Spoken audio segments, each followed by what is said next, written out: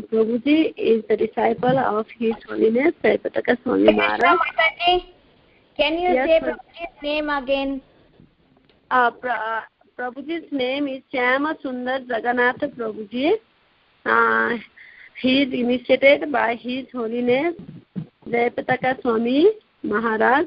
Prabhuji is serving in Mayapur, looking after the finance and accounts. Earlier on, he had worked for about 17 years in Dubai, Middle East, before he moved full-time to serve ISKCON. He has also served in ISKCON Calcutta and Pune temples before he moved to Mayapur. We are very, very fortunate, Prabhuji, having you in our call. Prabhuji, are you there? Yeah, Hare Krishna Mataji and Hare Krishna all to those.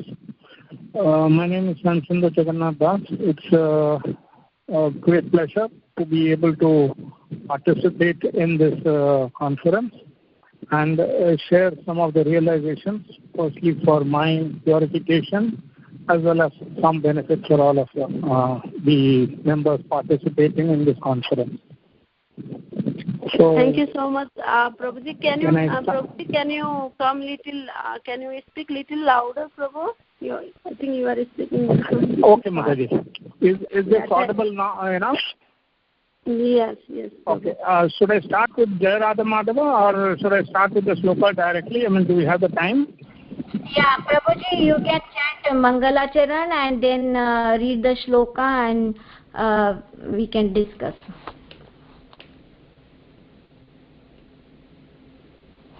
Hari Bol.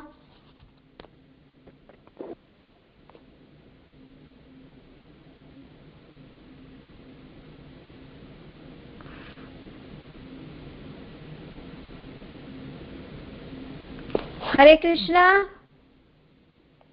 Prabhuji, we cannot hear you.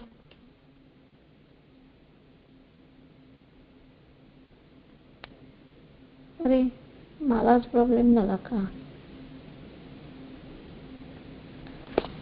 Hare Krishna, can anyone hear Prabhuji? No, Mataji. Okay.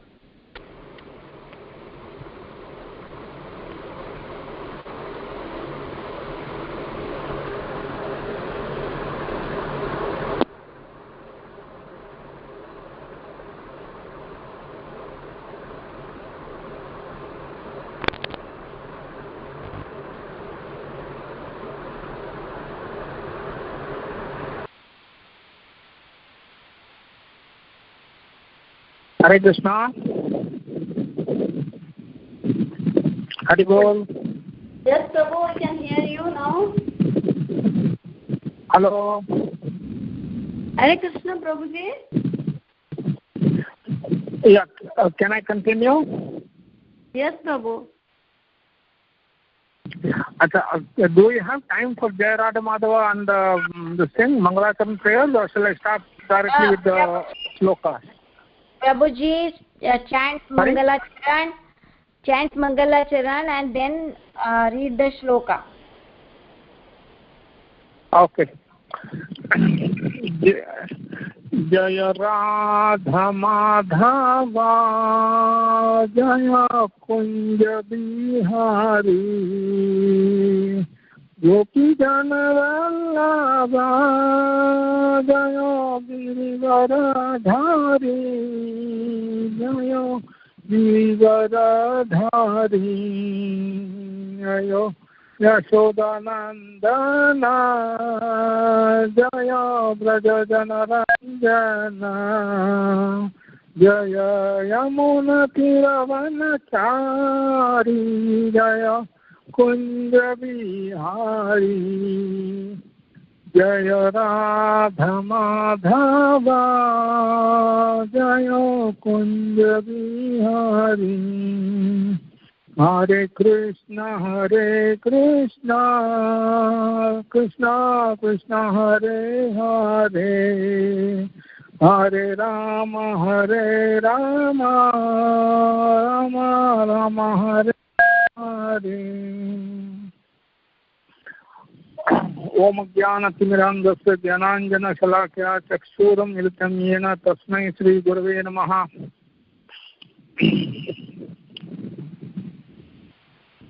Hello, is my voice audible? नस्तप्तायेषु अभद्रेषु नित्यं भागवत सेवया भगवती उत्तम श्लोके भक्तिर्भवती नैष्ठिकी. Today we are reading from Canto 4, Chapter 7, Text 10. Tad vrishadhvaja dvesha kalilatna prajapati ivavalokat abhavat Saradhrada Ivamalaha. At that time, when Daksha saw Lord Shiva, who rides upon a bull, his heart, which was polluted by envy of Lord Shiva, was immediately cleansed, just as the water in a lake is cleansed by autumn rains. Purport. Here is an example of why Lord Shiva is called auspicious. If anyone sees Lord Shiva with devotion and reverence, his heart is immediately cleansed. King Daksha was polluted by envy of Lord Shiva, and yet by seeing him with a little love and devotion, his heart immediately became cleansed. In the rainy season, the reservoirs of water become dirty and muddy. But as soon as the autumn rain comes, all the water immediately becomes clear and transparent. Similarly, although Daksha's heart was impure because of his having slandered Lord Shiva, for which he was severely punished, Daksha now came to consciousness, and just by seeing Lord Shiva with veneration and respect, he became immediately purified. Om Jnanatmirandasya Jnananjana Shalakya Chaksuramritam Yena Tasmai Sri Gurave Namaha. This is a wonderful pastime which teaches us a few things. Few things we do not know, few things we misunderstood over time, etc. What we do not know in full is the greatness of Lord Shiva, about his prowess, about his compassion. What we often misunderstand is that we at times end up not giving him his due respect. But why he commands that respect? We equate him sometimes with the demigods, and so we quite often end up not giving him the proper respect. Whereas if once we go through this sloka today in detail, we will understand the special position of Lord Shiva and why he commands that respect. And we also get to see how powerful one of the Lord's material energies are, that is envy. And Krishna says in the Bhagavad Gita that it is very difficult to cross over the three modes of material energy. And we understand how difficult it is by seeing the plight of Daksha. And lastly, the prayers to Lord Shiva enable us to become good devotees, which will yield positive results. So this in a nutshell is what we will be seeing today by going through the sloka and also going through the pastime, how it happened, etc. Now this pastime was being described in detail by Maitreya Rishi to Vidura. Maitreya Rishi at one point in time was describing the genealogical table of Manu. Manu is the first living entity, after Brahma, and then his progeny, his family, etc. were being described in great detail. His children, his grandchildren, etc. Manu had two sons, Uttanapad and Priyavrata, and three daughters, Prasuti, Akuti, and Devahuti. Prasuti was married to Daksha, and whose youngest daughter, Sati, was married to Lord Shiva. So Maitreya Rishi was laying this kind of a foundation, and at that point in time, Vidura asked Maitreya Rishi that Shiva, who is the personification of Shanta, that is tranquility, he is all auspiciousness, he is Atmaram, he is self-satisfied, he does not disturb anybody, he does not have any enemy, nirvairam. So how could Daksha develop this deep animosity towards Lord Shiva? Actually, Lord Shiva is the greatest of all demigods. So how did this all come about? Lord Shiva does not look outside for his enjoyment. He is the spiritual master of everyone. He is Mahadev. He is the greatest of all demigods. So with this kind of a profile of Lord Shiva, how could Daksha develop this animosity? This was the setting. Then Maitreya Muni, he began to describe how it all unfolded. A big sacrifice was being arranged, and in that sacrifice, all the great personalities, demigods, brahmanas, sages, etc. were present. Lord Shiva was also present. Now, in this assembly, Daksha arrived to conduct that ceremony.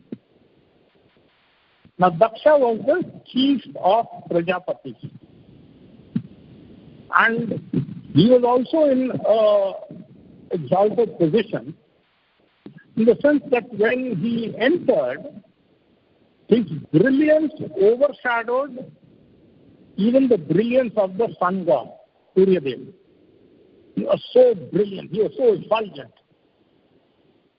And as soon as he appeared in the assembly, everyone stood up to offer respects to him, excepting two personalities. One was Brahmaji, who is the father of everyone, so obviously he does not have to show his respect in this sense. And then the other personality was Lord Shiva.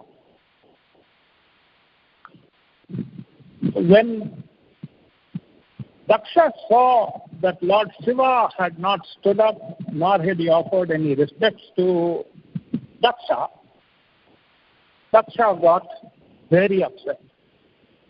His argument was that Shiva was his son-in-law.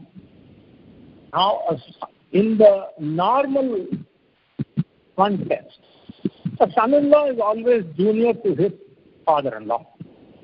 So, Daksha, who was actually very deep in the bodily platform, he looked at Shiva in this kind of an equation, that he was his son-in-law. He did not pay, Lord Shiva did not pay respects to Daksha when he entered. So that was the start of all this confusion. Now, the moment Daksha saw this, he immediately blasphemed Shiva, and he cursed, took all kinds of names, and the curse was that this sacrifice which is being performed, actually the materials which go into the sacrifice is actually destined for the demigods. And the demigods look forward to this, their share of the sacrifice, because that is how they derive their pleasure.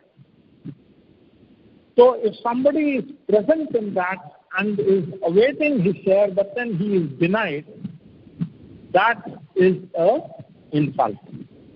So this is what Daksha heaped on Lord Shiva.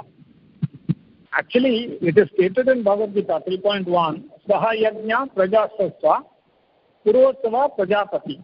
That is, in the beginning of creation, the Lord of all creatures sent forth generations of men and demigods, along with sacrifices or Vishnu, and blessed them by saying, "Be thou happy by this yajna," sacrifice, because its performance will bestow upon you everything desirable for living happily and achieving liberation.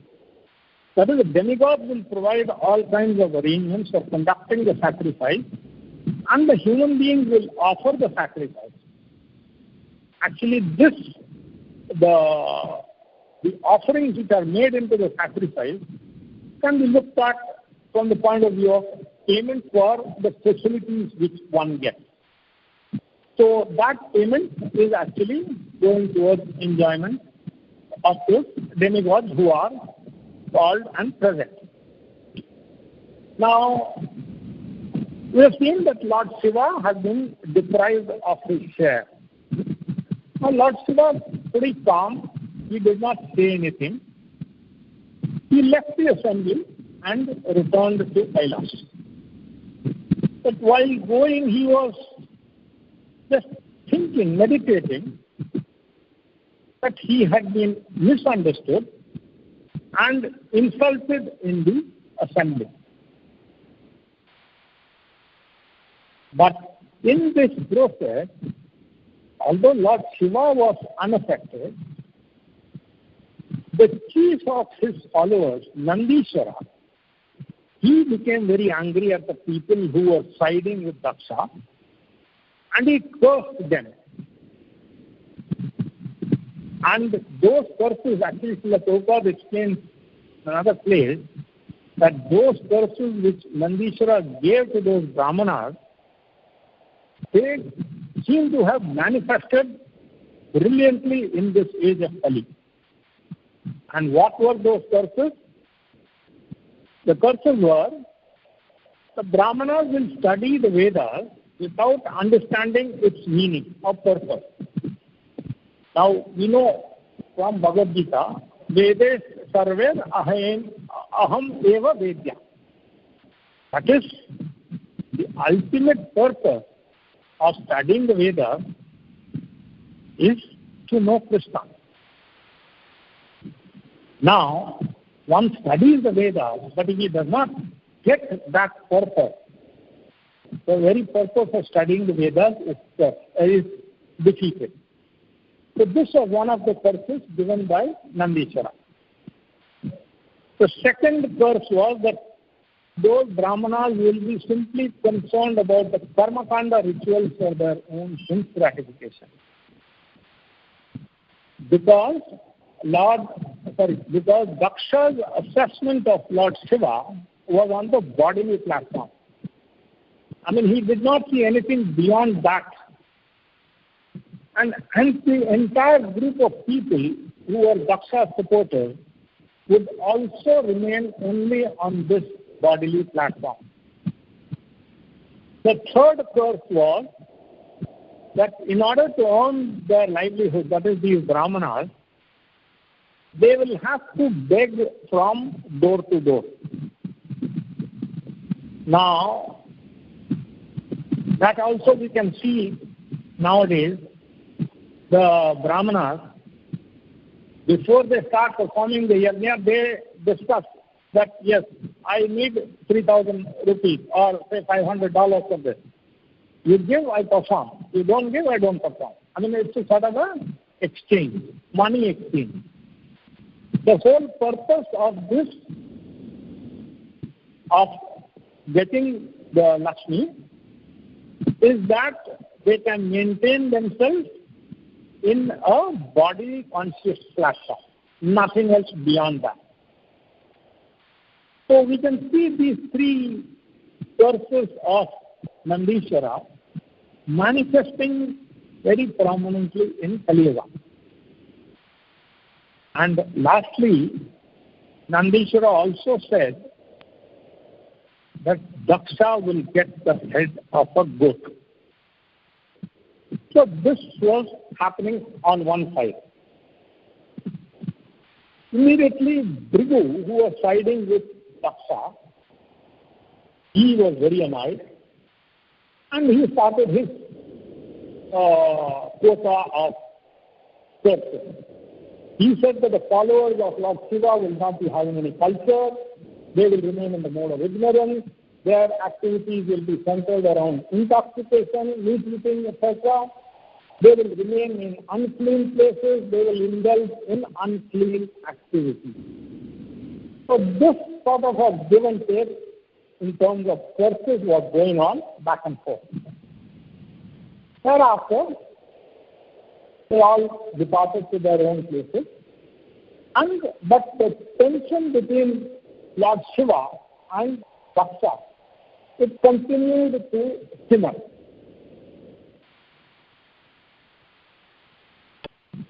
After a long period of time, Brahmaji appointed Daksha as the chief of all Prajapati. Now, Prajapati has two connotations. One is he is the progenitor. That is, Brahmaji was given a mandate by Vishnu that yes, he should fill up this universe with living entities. That is, living entities will have to be procreated. So, Daksha was given the chief of this Prajapati. That is one meaning. The other meaning is that he is also the chief of all living entities. So he was in a pretty exalted position, so thought Daksha. And that went to his head. And he thought, he became very puffed up.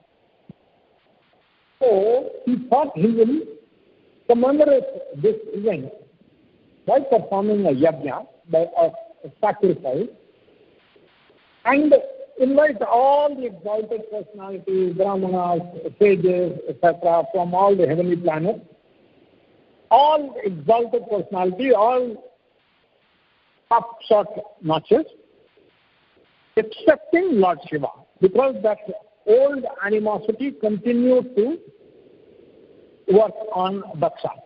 So he said, excepting Daksha, everybody else will come.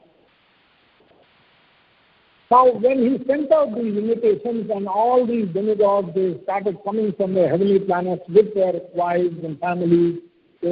All the families were decked up very nicely in their finery, jewelry, etc.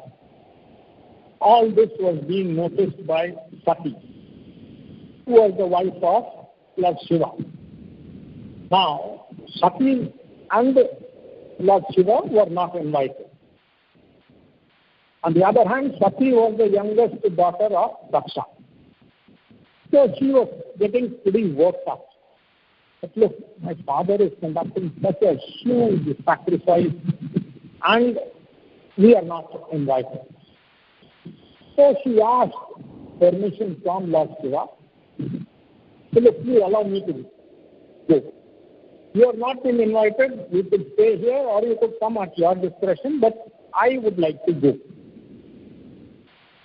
She was getting pretty worked up because all her siblings, her mother, parents, everybody will be there.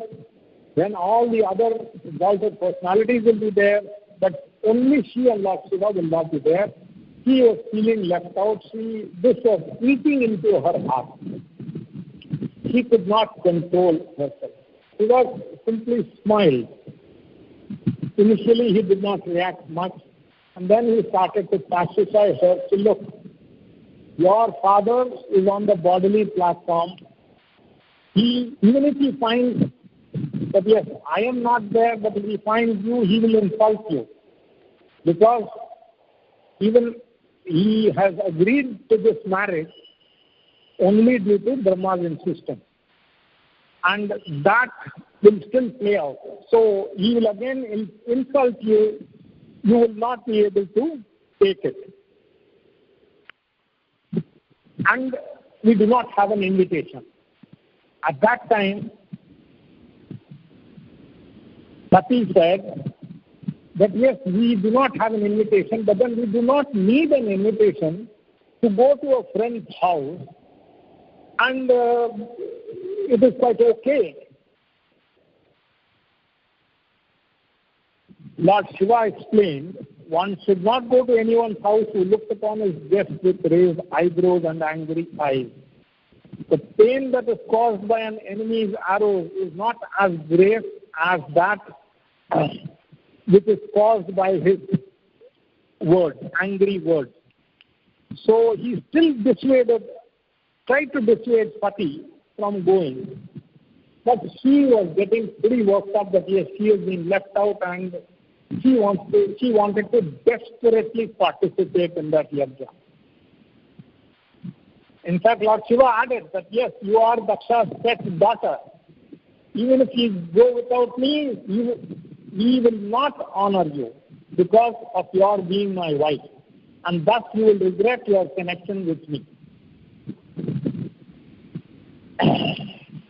Now, at this stage, Pati became very, very perturbed.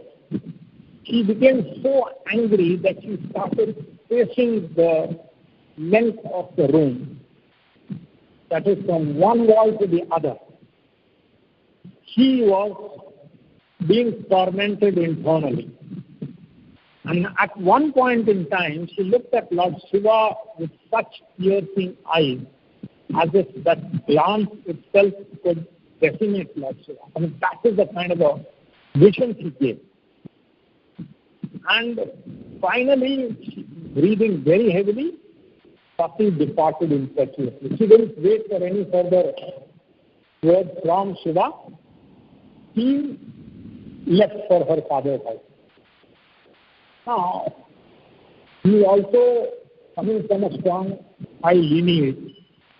And Lord Shiva had his followers.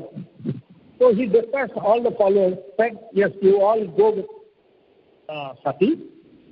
And Sati was given, in fact, Nandishwara also was dispatched. And Sati was given a seat on Nandishwara. They made a canopy, held it on top of Sati's head. And so they all went in a joyful mood. They thought that yes, the old past history will not come about and that they can also join in the festivity. So this was the mood with which Sati went there. But when she arrived, she saw that everyone was being received very, very nicely. But then nobody paid any attention to her excepting her mother and her siblings, Devahuti, Akuti and Pushit.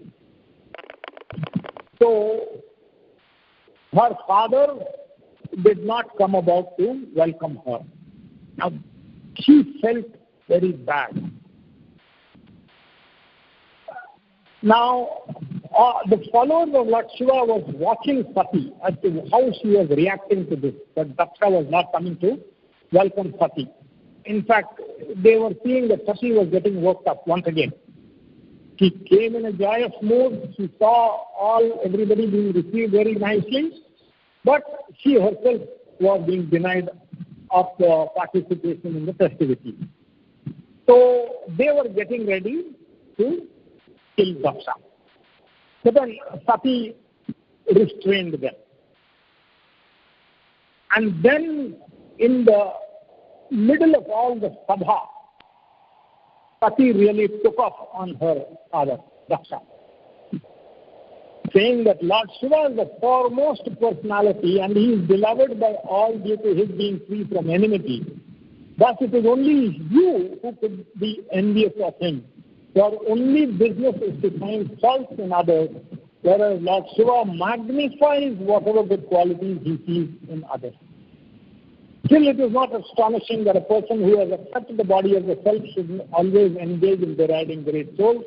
You consider my husband to be inauspicious, but do you think that Lord Brahma is a fool?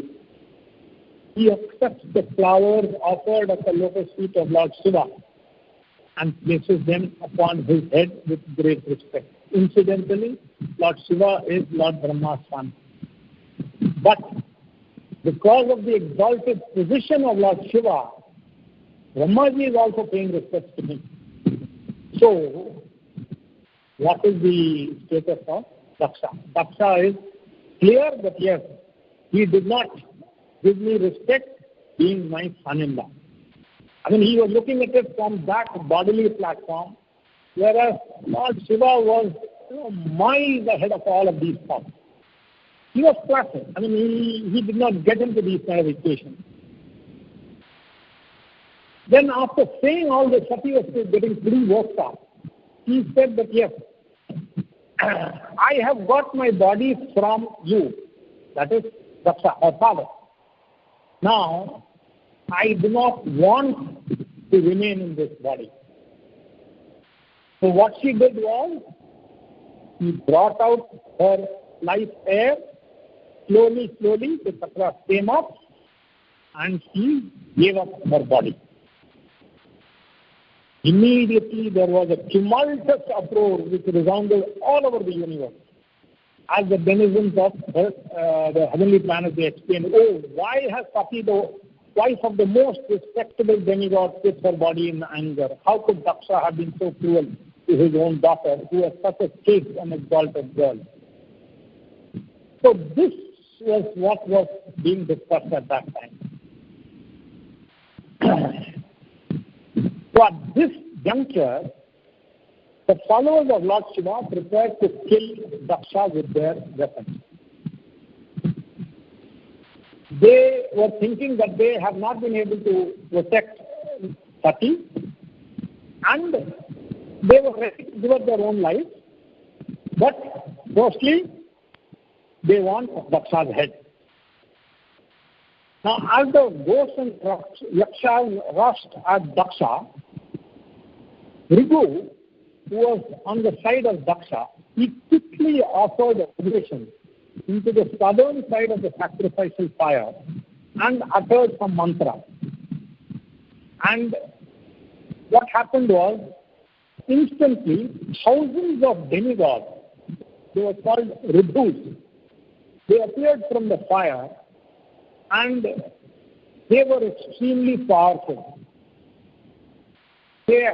By the dint of their superior Brahma Teja, when the Ribhus attacked Lord Shiva's followers with half-burnt wood from the sacrificial fire, the followers of Lord Shiva panicked and began fleeing in all directions.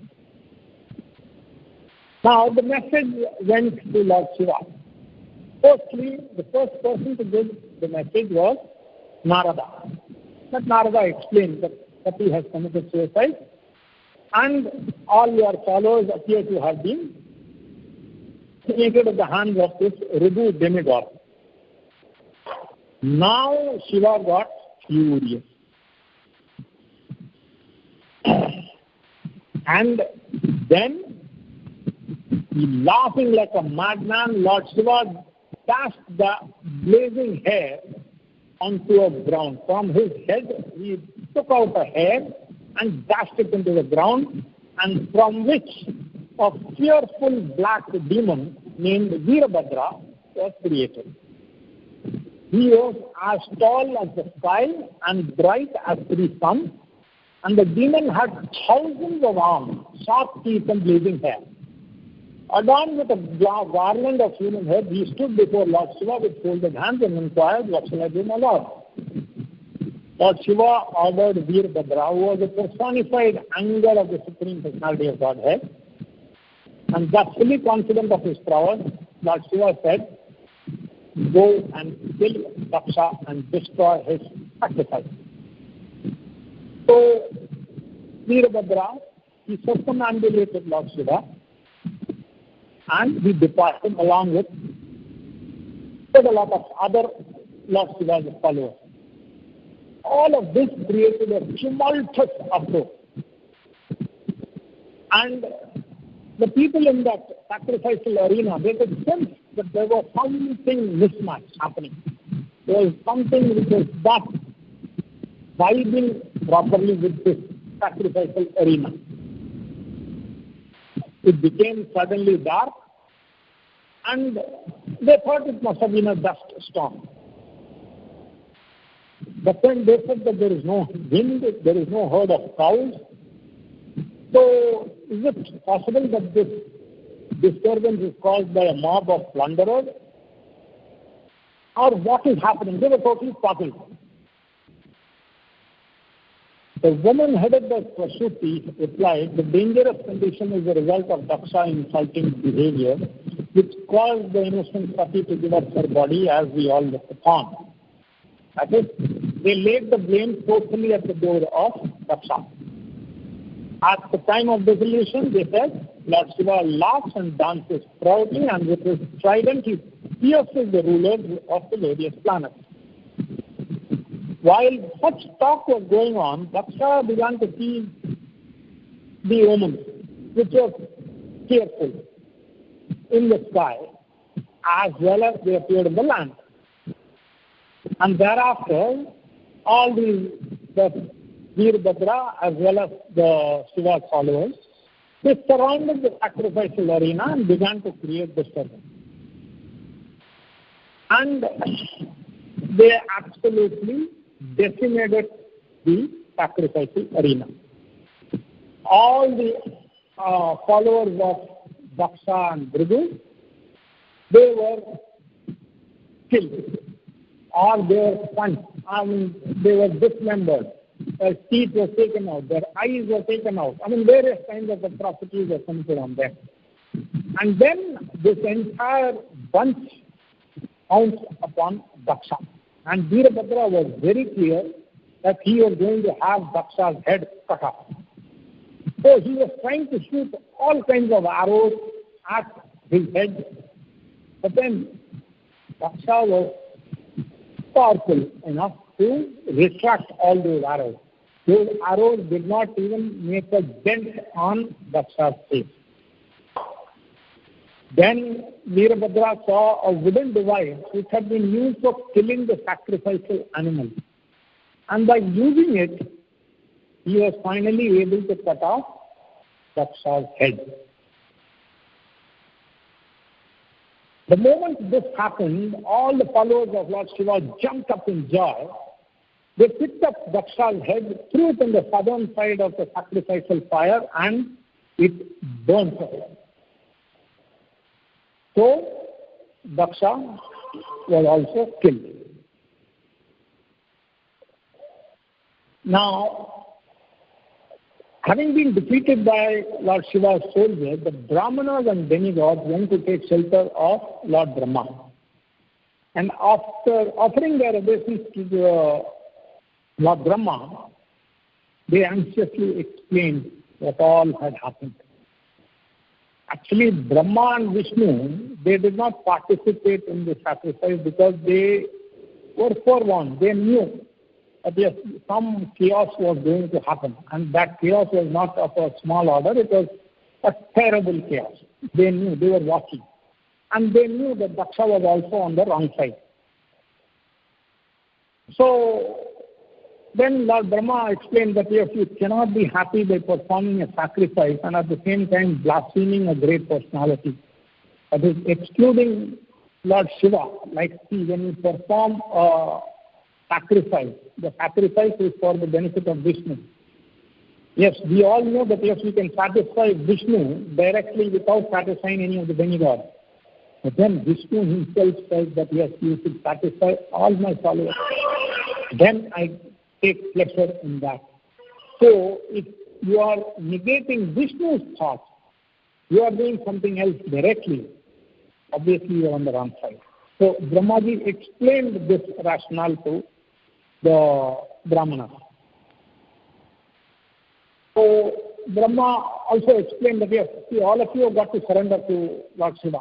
There is no question that yes, you are right. He is right. You have all got to surrender and take maafi. And Lord Shiva is compassionate. He will forgive all of you. And I will entreat him, I will plead with him that Daksha should be brought back to life. So they all went to Kailash.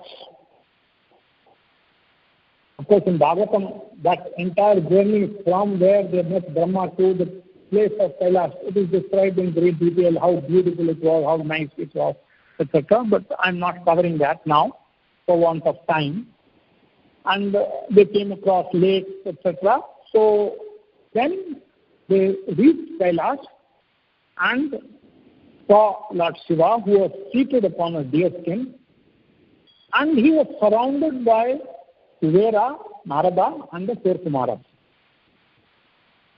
His body, Lord Shiva's body, was smeared with ashes. He appeared to be like an evening cloud, and his hair was decorated with the symbol of a crescent moon. Because he was engaged in speaking about the absolute truth, the forefinger of his right hand, which held a string of Drakshas, was in a mode of chanting. His left leg was placed upon his right thigh, and his left hand was resting upon his left thigh, a sitting position that is called Virasana. The demigods and Brahmanas offered their obeisances to Lord Shiva with folded hands, and in turn, when Lord Shiva saw Lord Brahma before him, he stood up and bowed to touch his feet, as did all the sages headed by Narada. After being worshipped, Lord Brahma smiled to conceal his fear that Lord Shiva still may be very, very angry. But then, yes, he saw that, yes, Shiva seems to have been pacified. Lord Brahma then said that, my dear Lord Shiva, I know that you are the controller of all the entire material manifestation. And thus you create, maintain, and annihilate it exactly as a spider creates and maintains and winds up its web. My dear Lord, devotees who have fully dedicated their lives unto your lotus feet certainly see the Paramatma within everyone, and thus do not discriminate between one living entity and another. So saying these kind of sweet words, Brahma tried to further entreat Lord Shiva to pacify him, to forgive all of this. After hearing of Brahmaji, Lord Shiva said, look, I ordered Veerbhadra and my followers to go and kill them. Again, it is not that I did it for taking a revenge. Just like a father chastises his son who is up to some mistake, so that he could correct himself. Similarly, this devastation is just to drill some sense into them. They should understand what is what. So do not think that, yes, I was very angry and this and that, but I just wanted to drill some sense into them. Lord Shiva said, my dear father, I do not mind the childish offenses of the less intelligent demigod. I have punished them just to bring them back to the right path. Since Daksha's head has already been burned to ashes, he shall receive the head of a goat. Normally in a sacrifice, goats are given sacrifice. Now, one important point here is being made by Srila Prabhupada, which I'll come to a little later, just 2 minutes. So, Lord Shiva said that yes, Daksha will get the head of a goat. Bhaga will be able to see his share of the sacrifice through the eyes of Mitra. That is, through somebody else's senses, Bhaga, whose eyes have been taken out, he will be able to see. Pusha will be able to chew only through the teeth of his disciples, Pusha's teeth. Actually, Pusha showed his teeth in, so that he was very happy when Daksha was cursing Shiva. So, Pusha's teeth were punched and taken out. So he did not have any teeth to chew his food. So Shiva said that Pusha will be able to chew only through the teeth of his disciples. Now, when the disciples eat, he will get that nourishment. But if he wants to eat independently, he can eat only one thing. That is dough made from chickpea flour. Prithu will get the beard from the goat, and all the demigods and priests who have agreed to give me my share of the sacrificial offering will recover from all their injuries. Now, this arrangement which Shiva pronounced was accepted by Brahmaji, Vishnu, as well as all those Brahmanas. They did not say, yes, no, this doesn't seem to be okay, that doesn't seem to be, they went along with whatever Lord Shiva sort of conjured up after the definition. So everyone was satisfied. And thereafter, Bhrigu invited Lord Shiva to come to the sacrificial arena. Thus, Lord Shiva, Lord Brahma, and all the demigods and sages went to the place where the sacrifice had been demolished. And under Lord Shiva's direction, Daksha's body was joined with the head of a goat that was to be offered in sacrifice. Now here comes the most important point, which we are reading in this sloka. Actually, I have given all of this just to be able to come to this point to say that yes, Daksha now is looking at Shiva through the head of a goat. But now, seeing Shiva's compassion, Daksha's consciousness also changed. Previously, Daksha was looking at Shiva with envy. He is my son-in-law, he has not paid me respect. That was the equation. Now he has looked at Shiva's compassion and he is looking at Shiva with veneration. He is looking at Shiva in a prayerful mood.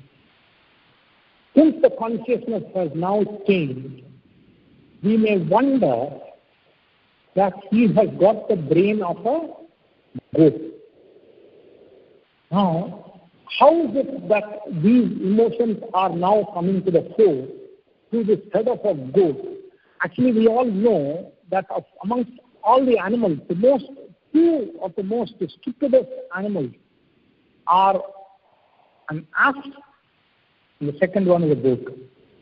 So in terms of IQ or intelligence, a goat is very, very lowly situated on the totem pole of intelligence. But yet, Daksha, when he is looking at Lord Shiva, he is looking at Lord Shiva with new eyes.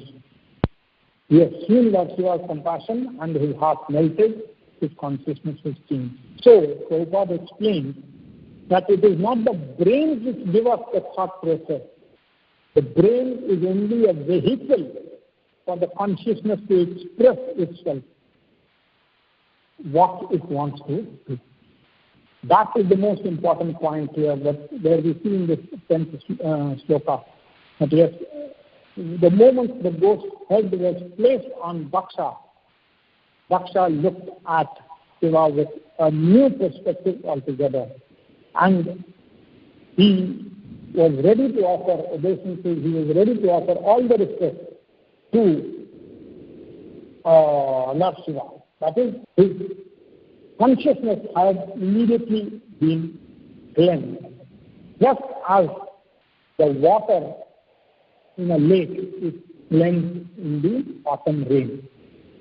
What happens is that during the summer months, as we are going through in India here, especially Mayapur is pretty hot, and at this time, the dirt is turned up everywhere we walk and this and that, everything is dirty. The rains come, it is fully muddy. And then the autumn rains, when they come, they clear up all of this mud. So this is the analogy which Prabhupada has used to explain Daksha's change of consciousness. That is, Daksha has now become the real devotee of Krishna. How? By recognizing the greatness of a great devotee of Krishna.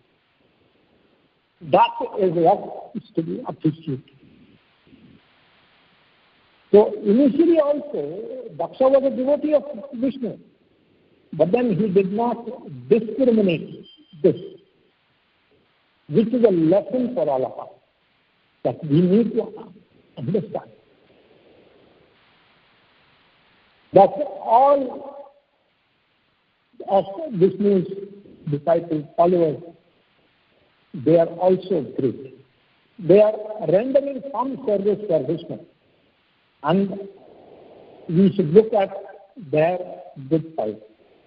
that enables us, that thought process enables us to become a real devotee of Krishna. With this, I end my lecture. Of course, this has given me a new insight. And it is mentioned here, Maitreya Muni concluded, my dear Vidura, I heard the story of Daksha Yajna from Uddhava, the great disciple of Brihaspati. If one hears and describes this narration with faith and devotion, he will certainly become cleansed of all the contamination of material existence. Hare Krishna.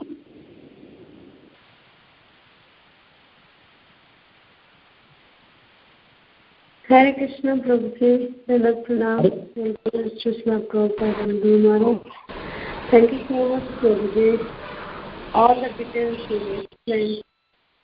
Thank you so much. Hare Hello. Krishna. Hello. Hare Krishna, Prabhuji. Are you hearing? Yeah. Now I am able to hear. Thank you so much, Prabhuji, for very Hello. Hare Krishna. Hare Bol. Yes, Prabhu. Are you hearing, Prabhu? Your voice is breaking, but was my voice audible, Mataji? Yeah, yes, Prabhu, but still it's some echo kind of sound, echoing coming. But your voice is audible, Prabhu. Okay, Mataji. So this is how, Prabhupada is explaining the new perspective of Daksha when he got the goat's head. And Prabhupada also shows that yes, the brain is not the main functionary.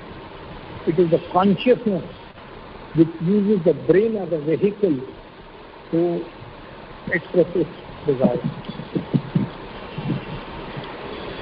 So, does anybody have any comments, Mataji? I would like to improve myself. If I've left out any points, if it was very long, or if I've missed out on any points.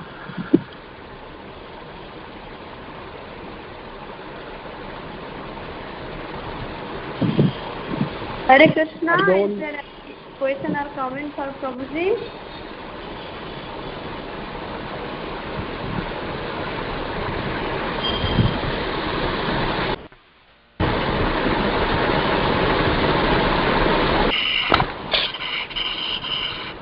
Hare Krishna, anybody else wants to ask questions?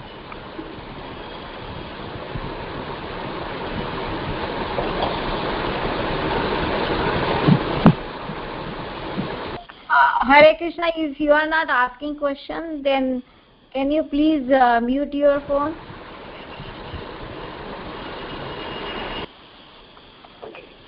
Okay, fine.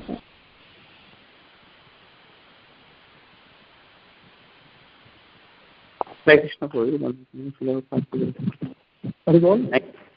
That's right.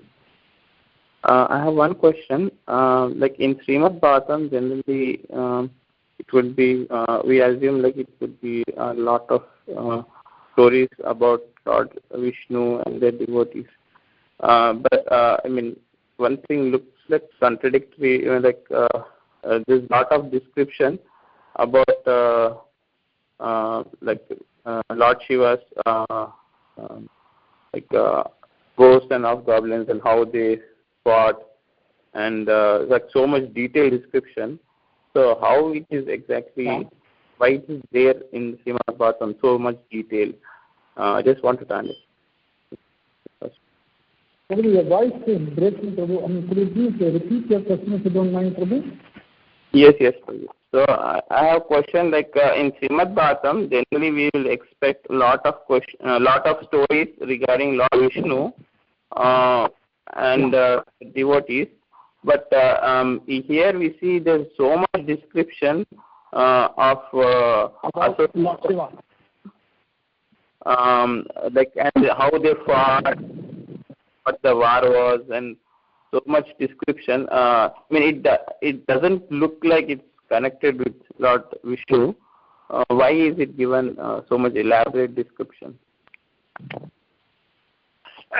Firstly, the position of Lord Shiva is not very clearly known to quite a lot of people, even amongst our Vaishnava Sampradaya. We say that yes, he is demigod, okay, fine, demigod, we just pay respects and that is done with it. But then the position of Lord Shiva can be understood by the fact that yes, he is Brahma's son, but he is higher than Brahma. Brahma was the first created living entity, but Shiva Loka is not in the material world. Brahma Loka is in the material world. So Shiva is a special personality. We need to recognize that. And it is all from Bhagavatam. Whatever I have said today is in the 4th canto of Bhagavatam. I mean, this Daksha's story, this pastime. So it's all coming from Bhagavatam. There's nothing which I have taken outside of Bhagavatam. So, and Bhagavatam, it is being portrayed that yes, Shiva's position is something unique which we need to understand. We should not get into the Daksha kind of a mentality that yes, he is also, I mean, he is a son-in-law, he is a demigod. I mean, okay, that kind of a respect only he should deserve. No, Shiva is something unique. Shiva Loka is not in the material world. It is outside of the material world. So, whereas Brahma Loka, which belongs to his father, is in the material world. So that itself shows that yes, he has been given a special place. Vaishnavanam Yatha Sambho. He is a very exalted personality. And to tell you frankly, Prabhu, I mean, after I read all of this, only I could understand what is Shiva's exalted position in our framework also. Actually, we are also, our family deity is also Lord Shiva. But then, this much amount of preaching is not happening with respect to the personality of Lord Shiva. So, obviously, Sukadeva Goswami has thought it fit to bring it out to Parikshit Maharaj. That is, Maitreya Rishi is explaining to Vidura about the exalted position of Lord Shiva through this pastime, which very much occurs in Bhagavatam. Does that answer your question, Prabhu? Or do you feel there is some angle which needs to be thrown light on? Yeah, it does. But the other piece which I had is the fight between the associates of Lord Shiva. It goes in so much detail and explains. Just wondering, like, why it went into so detail there, like what lessons we have to learn from there.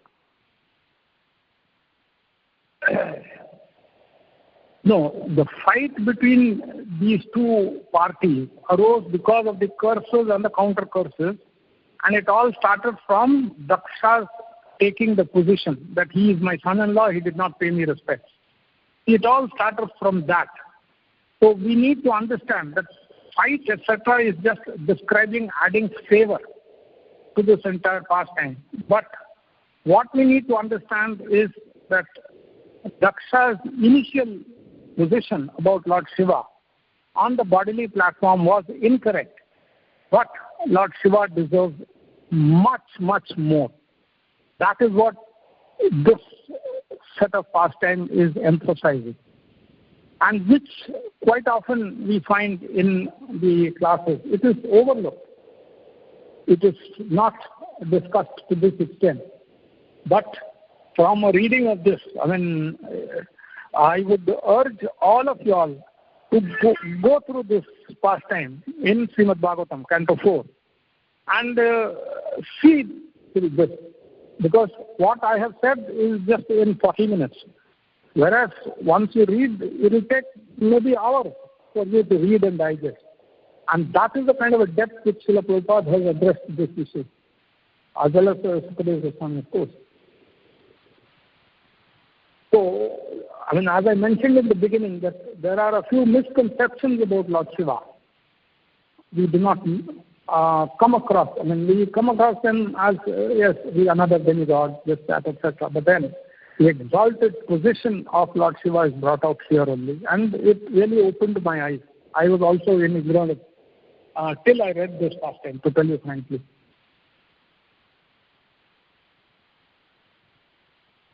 Thank you, Prabhu. Thank you for the Your name, Prabhuji?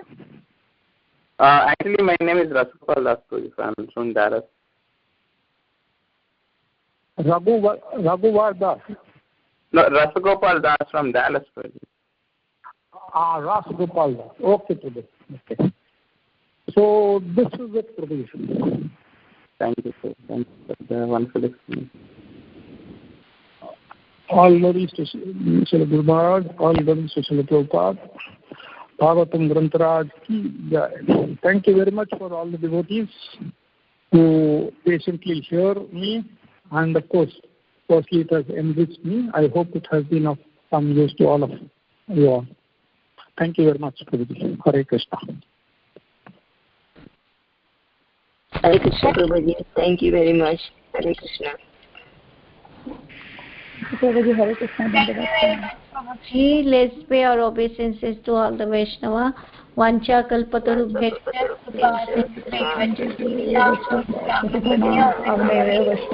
Namo Namah.